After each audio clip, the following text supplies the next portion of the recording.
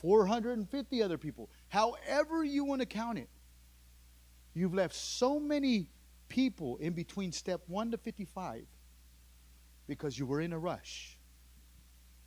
And so what God has done with me is He said, okay, now that you've caused all this chaos, right? Because past step 2 is chaos. We understand that, right? A world without God, which is the peace of this world, a world without God is a world with chaos. And so as I was on step 3, I can guarantee you this is how it went. This is how it goes. As I'm on step 3, I start making decisions, and something inside doesn't feel right. Something inside starts to turn, and I disregard it. And I go, oh, that's just part of the process. Just part of the understanding. I've got to gain knowledge, right? And so I get to step 10, and I'm like, dude, this is getting hairy. This is getting hairy. And I start to take the Bible, and I start to justify it. Right? I start to justify it. Well, He said He'll never leave me nor forsake me. What He gives me, He will sustain me through it.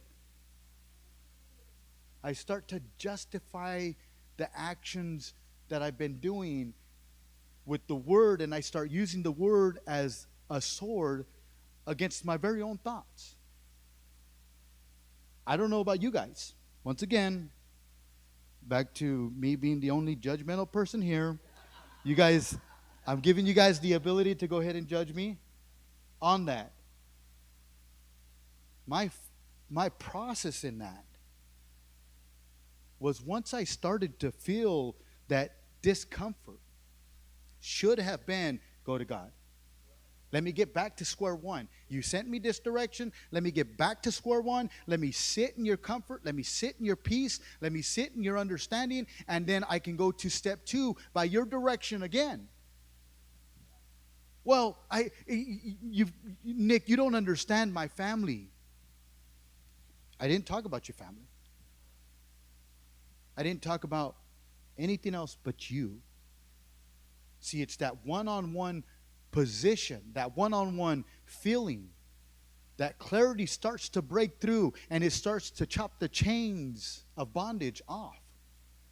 Because as He's maneuvering you through the process, you start to look at things in a different form. Rather than going, well, I've got to run to step 55, and then I'm trying to climb walls to make things happen.